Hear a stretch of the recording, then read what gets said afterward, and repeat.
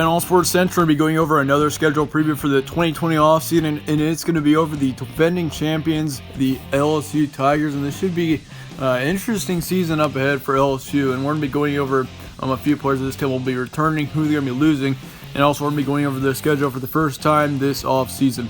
Starting off with the games that this team has had since November, really this stat isn't all that useful, but it is kind of interesting to put it into perspective. Of course, they've really improved over the season, in my opinion, as far as defensively, especially. I mean, especially since you go from allowing like 37 points to Ole Miss, 20 points to Arkansas, to literally almost shutting out Texas A&M and Georgia, etc. We'll get to more about that in a sec. But nonetheless, on November 9th, they beat Alabama on the road. Big game there, 46-41. They also beat Ole Miss 58-37. Once again, that was a little bit of a sloppy game. I mean, I know it's on the road, but allowing 37 points to an Ole Miss team was a little bit concerning at the time. They also allowed 20 to Arkansas at home, even though they still put up 56 points on the board for them. That was a little bit of a concerning score as well. But when things really started to ramp up for LSU is when they beat Texas A&M. They beat them 50-7. They had no problem with Texas A&M, and let me tell you, Texas A&M is no pushover team. So really, overall, that was a really good win there. And then they go on the SEC championship game, and they put on a very, very dominant performance against a Georgia team that was ranked 4th in the nation at that point.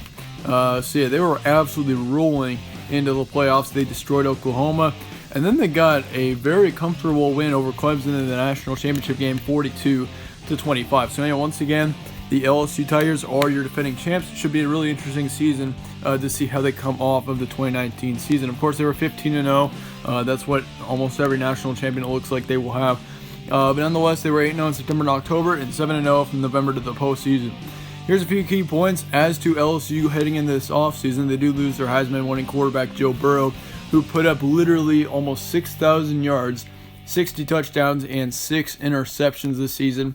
He had an incredible season. I've never seen a quarterback perform as well as he did this entire year. I mean, man, he had almost 6,000 yards of total offense. He had 5,600 passing yards, and then a 60 touchdown to a 6 interception ratio, which is absolutely incredible. I mean, 60-6. Yeah, that is absolutely insane. And even to see a quarterback make it above 40 touchdowns is impressive. Nonetheless, Joe Burrow did 60. Absolutely crazy. They also lose their top running back, Clyde Edwards-Helaire, to the NFL draft. So that's going to be a huge blow. He had nearly 2,000 yards this season, 17 touchdowns. But they do return their second running back in Tyrion Davis-Prince. Sorry if I'm pronouncing that wrong, but he had about 400 yards and 6 touchdowns this season. So overall, really, I mean, he should do a pretty good job of taking over. But once again, losing a running back like Clyde Edwards, it's going to be tough to replace. They did return their top wide receiver in Jamar Chase. That is huge. He had almost 2,000 yards this season as well at the wide receiver position and 20 touchdowns.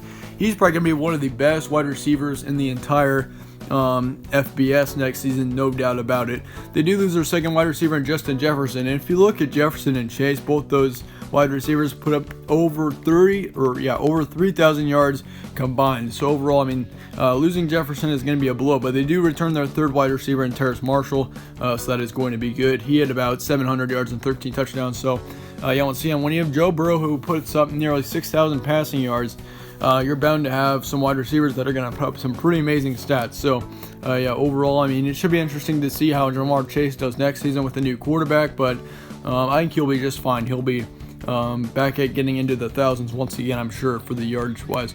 They do lose their top tight end, Thaddeus Moss, and of course, he had over 500 yards as well, 4 touchdowns, so that will be a bit of a loss as well. Then they do lose 2 offensive linemen, 1 defensive end, 2 linebackers, and in the secondary they do lose 1. So overall in this defense they are losing 4 starters, so that is going to be something that you're going to have to rebuild on. But then again, I mean, 2 on the offensive line as well is something you got to note.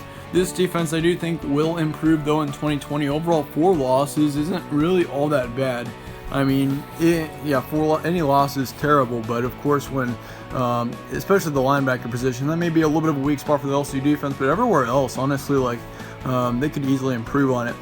Possible rebuilding season ahead for LSU. That is honestly what the question is going to be for LSU heading into this offseason and into the 2020 season. Honestly, it is certainly possible. I think when you lose Joe Burrow, a quarterback like that, and you also lose a top running back, you also lose your second wide receiver who put up over 1,500 yards. It's going to be tough to rebuild on, and I think that LSU won't be or they won't make it to another national championship next season. I don't think that they'll make it back next year.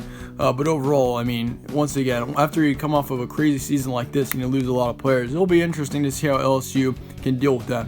Here's a first look at their 2020 schedule, and we will not be predicting every game on this. We're just going to go over the schedule, and I'll give you a couple obvious wins in my opinion. You start off the season against UTSA at home, and then you play Texas at home on September 12th. So that should be an interesting game there. Of course, they played last season as well, and that was a pretty interesting game, especially, I mean, LSU did get the win there last year, but overall, I mean, that was going to be a very intriguing matchup heading into last season's matchup, of course, when Texas was coming off of that crazy 2018 season, but it still could be an interesting game there as well. They play Rice in a neutral location on September 19th. They play Ole Miss at home September 26th, and then Nichols on October 3rd. So they do not have an actual away game all the way till mid-October when they face Florida. So that should be an interesting game there. That's going to be probably one of their tougher games this season. But the second half of this season is actually pretty tough for LSU. You do play Alabama at home, South Carolina at home. Then you have two tough road games against Auburn and Texas A&M to finish off the year. So this November for this LSU team is probably where they're going to take a couple of losses, in my opinion. Once again, it'll be interesting to see what happens, but here's kind of what I'm expecting. I think that you guys beat UTSA, Rice, Ole Miss, and Nichols pretty comfortably. Those are my 4 guaranteed wins for you. But as for losses, I'm not going to predict any, but I think that Florida game could be a bit of a trap game, as well as in November. I think you'll take another loss in November, possibly Auburn, Texas A&M, Alabama, who knows. But overall, I mean, honestly, it would not surprise me a single bit. If you can get past Florida, this LSU team could easily start 8-0. Really, the big challenges come once you get towards November, once again, when you play Alabama, South Carolina, Auburn, and Texas A&M 4 consecutive weeks. So that's going to be brutal for LSU, so watch out for that. But your record estimation for LSU is going to be 8-4 to 10-2. I think they get in between 8 and 10 wins. I do not think that they get back up to 11-1. I just think, like, as many losses as they're having, not having Joe Burrow anymore, losing a running back, losing a big wide receiver, and, I mean, 4 losses on the defense as well. I think it's going to be more of a rebuilding season for LSU. I don't think, I mean, once again, they will be a really good team, no doubt. And I think that they can knock off some pretty good teams next season. But overall, when it comes to the college football playoff, I think it's going to be a bit of a push to say LSU will make it back to the playoff next season. But nonetheless, let me know your thoughts on LSU so far in the comments below. Of course, once again, we are only in late January, and we'll be going over LSU once again in the summer with our actual prediction for this team, where we will predict every game, so stay tuned for that. But in the meantime, this is just a schedule preview, kind of going over what to expect for LSU going into next season. But yeah, let me know what you think once again in the comments below. Stay tuned for more from All Sports Central, more schedule previews coming soon, and I will see you all later.